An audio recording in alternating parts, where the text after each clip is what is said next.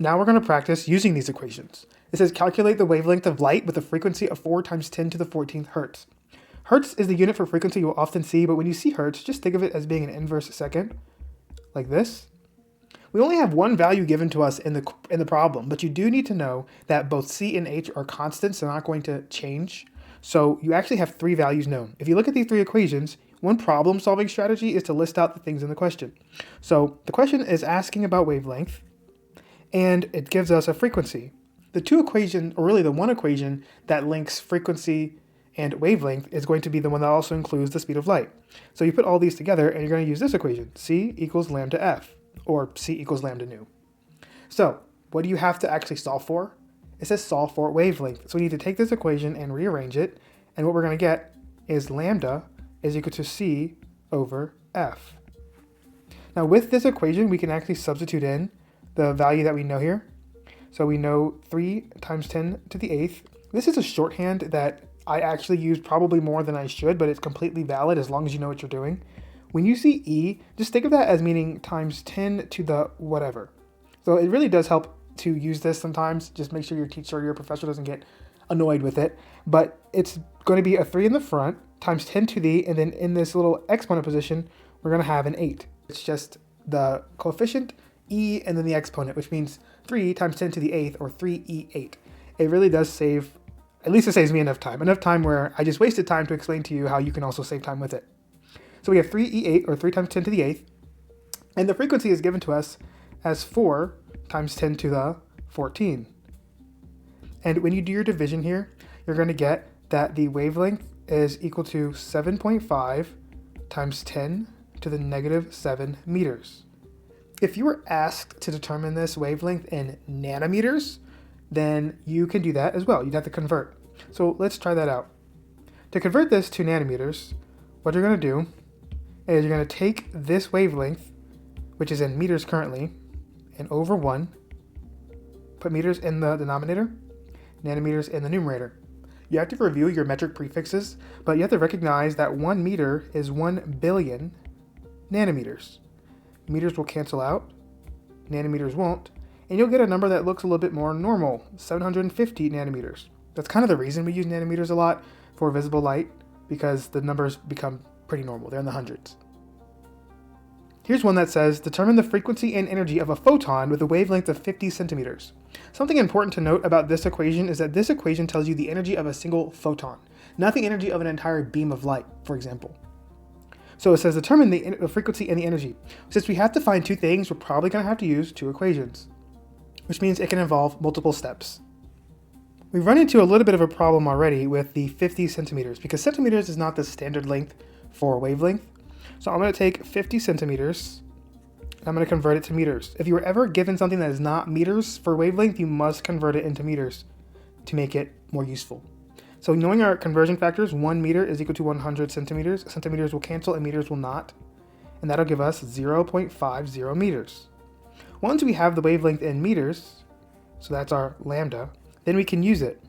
So step 2, using lambda, we're going to take the equation c equals lambda f. Why are we using c equals lambda f? We want to first find frequency.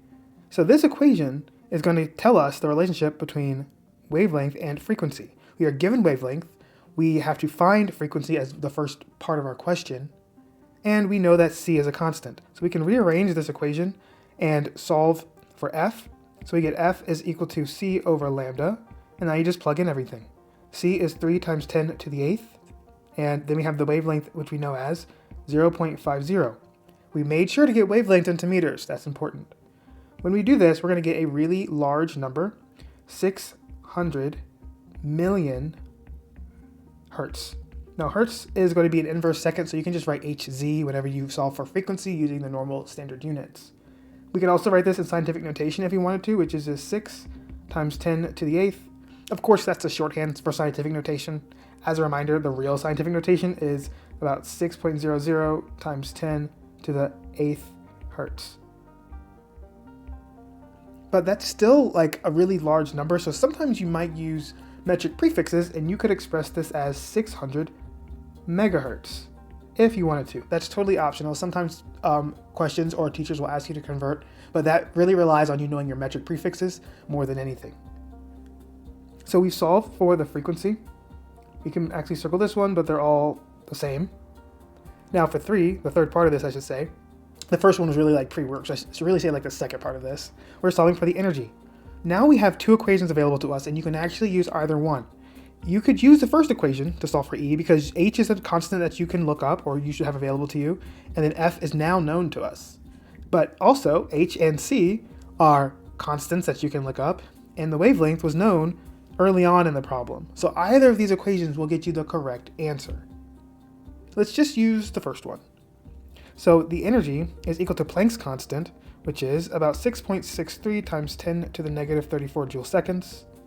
And we're multiplying that by the frequency in hertz, just normal hertz.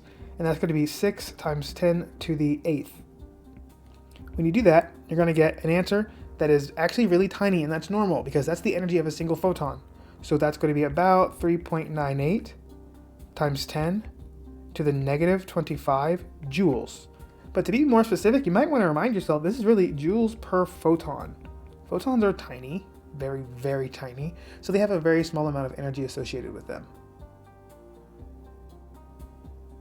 This one says a photon has an energy of 4.14 times 10 to the negative 19 joules. So just as a reminder, again, this equation tells you the energy of a single photon. Determine the frequency and the wavelength. So E equals HF, but we need to rearrange it to solve for F. So it's going to be F is equal to E over H. Then we just plug in the energy we have. It is in joules, so that's the standard unit. 4.14 times 10 to the negative 19 joules. We're dividing that by a joule second. So that's going to be 6.63 times 10 to the negative 34. So that's Planck's constant. We have a very tiny number divided by, so if you notice this, we have a very tiny number divided by a very, very, very, very tiny number, which means it's actually going to go up in the opposite direction. It's going to blow up and be a pretty large number. So what we're going to get from that, 6.24 times 10 to the 14 hertz. Now we have to do the second part of A, which is determining the wavelength. There are 2 equations that have wavelength, and based on everything you know so far in this problem, you could use either one. I'm going to typically just use the simpler one.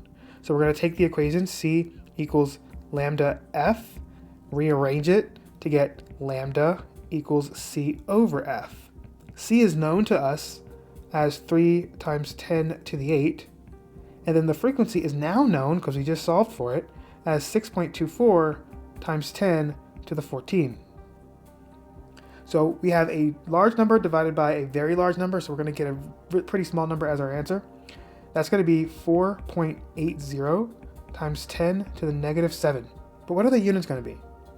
If we were to look at the units, in the numerator position we have meters per second, and in the denominator position we have per seconds. So the per seconds, so to speak, cancel out, leaving us just with meters, and that's why it makes sense that we're going to have meters as our answer, because after all, we did just solve for the wavelength.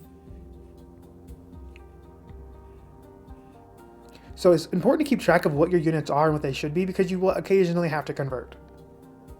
Then this question says, this part of the question, what kind of electromagnetic wave corresponds to the photon's wavelength? So we could look over at a electromagnetic spectrum, and we would see that, let's go back and look at the wavelength. The wavelength is 4.80 times 10 to the negative 7 meters. If you multiply that by 1 billion, which means you convert from meters to nanometers, you would actually get 480, which is a much more reasonable number to just think about and also to reference on this diagram. So keep this number in mind, 480 nanometers. 480 nanometers is around this region, which means that this corresponds to blue light. So that's how you can use the electromagnetic spectrum and make a relationship between the numerical aspects and the qualitative aspects. And now we have a bigger problem. This says a beam of light carries 2 joules of energy. Each photon's wavelength is 530 nanometers. What color is the light? So the first question is easy because it's just asking for the color of the light. So 530 nanometers is going to be around this region. So that corresponds to green light. Now we need to convert nanometers to meters. It's always good to practice this. So we have 530 nanometers. I'm going to put that here. 530 nanometers over 1. I'm going to put nanometers in the denominator and meters in the numerator. Inside 1 meter is 1 billion, or 1 times 10 to the 9 nanometers. Nanometers cancels, and as you do more of these, you'll start to pick up on a pattern. When you convert from nanometers to meters, you're basically going to change the normal looking hundreds number to adding a -7 on the end. So it's going to be 5.30 times 10 to the -7 when you do your math, and that is meters. That is the unit we're going to be using for wavelength. Always convert to meters for wavelength. Now we're going to determine the frequency. So when we're finding the frequency, you got to ask yourself which equation we're going to use. C is always known, and we currently know lambda, which means that it makes sense to use this equation, C equals lambda F. Of course, we're going to rearrange it. F is equal to C over lambda, and then we just plug in C, 3 times 10 to the 8th. You're probably going to end up memorizing that number because I have. I've also memorized Planck's constant, which is Z. And then you have wavelength, and the wavelength, which we just know to be in meters, is 5.30 times 10 to the -7. So when you do your math here, you're going to get about 5.66 times 10 to the 14 inverse seconds, or hertz. How many photons are in this beam? Now that's a little harder, because one of the common mistakes people make is they'll take this number here, this 2.00 joules, and they'll use that directly as E in one of these equations. And half the time, people aren't really sure which equation to even use. Besides, this is asking how many photons are in the beam of light. So here's how you do that. First, you got to recognize that this number here is the amount of energy in the beam of light, which is made up of lots and lots and lots of photons. So you've got to remember also that this equation at the top is the energy of a single photon. So we need to use this equation first. To do that, we're going to use H and F. So we know H is given to us, and we know F, the frequency, is something we just found. So let's do that first. So we're going to use E equals HF, and we can replace H with what we know it is, which is 6.63 approximately, times 10 to the -34 joule seconds. And then the frequency we just found as 5.66 times 10 to the 14 hertz. When we take the product of these two numbers, we're going to get the energy of a single photon. So I can put a little p here if it helps. E subscript p, energy of a photon. So that's going to be about 3.75 times 10 to the -19 joules. If it helps, you can also put per photon. So that's not our answer, but that's going to help us get to our answer. Now, we have the really burning question of how many photons is that? We found the energy per photon. So you can use dimensional analysis, or you can set up a proportion, which is basically kind of like dimensional analysis, just another way to do it. So here's what we're going to do.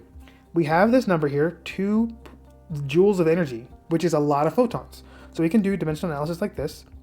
2 joules over 1. We're going to go from joules to photons. And that's when we're going to use this number here.